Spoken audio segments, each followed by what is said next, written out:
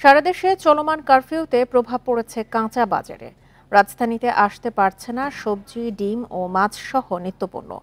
আড়তে সরবরাহ কম থাকায় ইচ্ছেমতো দাম বাড়িয়েছে বিক্রেতারা। এদিকে ব্যাংক ও এটিএম বুথে লেনদেন বন্ধ থাকায় বিপাকে পড়েছে সাধারণ মানুষ। এখন জন্ম সনদ দিয়ে খোলো বিকাশ স্টুডেন্ট অ্যাকাউন্ট। নিজের বিকাশ নিজে কর। শুক্রবার রাত 12টায় শুরু হওয়া কারফিউ শনিবার দুপুর 12টার পর 2 ঘন্টা শিথিল থাকে। এ সময় কারওয়ান বাজারে ছিল না চিরচেনা ব্যস্ততা। সবজি সরবরাহ কম থাকার পাশাপাশি বাজার ছিল অনেকটাই ফাঁকা।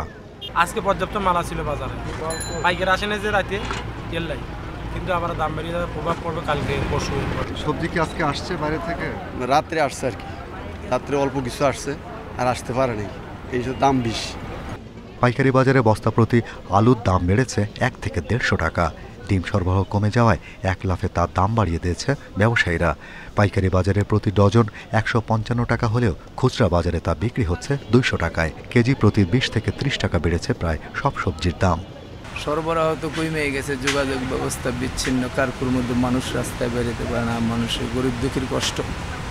মাল সরবরাহ না হলে তো এমনি বেড়ে যাবে। তো আগের চেয়ে একটু তুলনামূলক দাম বেশি, এখন সব জায়গায় গাড়ি ঘোড়া বন্ধ, এখন মাল আসতে পারে না।